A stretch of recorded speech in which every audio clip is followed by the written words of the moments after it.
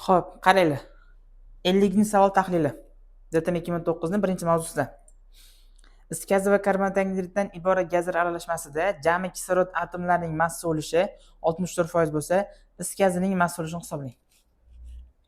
Xo'p, is gazi 50 karbonat angidrid. Xo'p, qaranglar.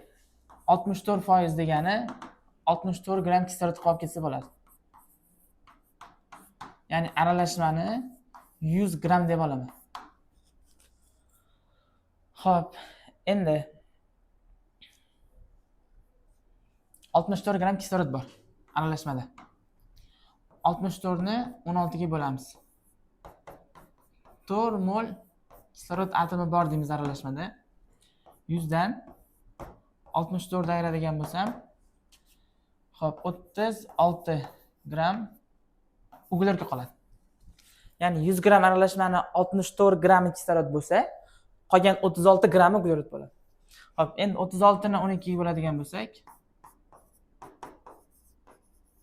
3 mol uglerod atomi bor. Bu yerda kislorod atomi edi. Endi ikki noma'lumni tenglama qilamiz. Xo'p, is gazining molini x mol qilib olamiz, karbonat angidrid molini y mol qilib olamiz. Xo'p, tarkibidagi kislorod atomlari sonining yig'indisi 4 bo'lishi kerak. Bunda bitta kislorod bo'lgani uchun x ni o'zi plus bunda ikkita kislorod bo'lgani uchun 2y barobar 4. Uglerodlar yig'indisi 3 bo'lishi kerak. Ikkalasida ham bittadan uglerod bo'lgani uchun x plus y teng 3. Buni ayirib oladigan bo'lsam, y barobar 1. X barobar. Xo'p, y 1 bo'lgani uchun mana bu yerga 1 olib qo'yamiz. X plus 2 barobar 4. 2 bu yoqqa minus o'tadigan bo'lsa, 4 dan 2 ni ayirgan bo'lsam 2 bo'ladi. Demak, x nim 2 ekan. Xo'p, bu 2 mol, bu 1 mol. Endi bizdan so'ragan narsa is gazining massa ulushi. Is gazining massa ulushi.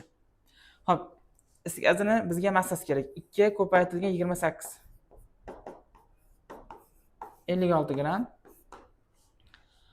Bizda aralashmani massasini 100 gram deb olgandim. Shu 100%.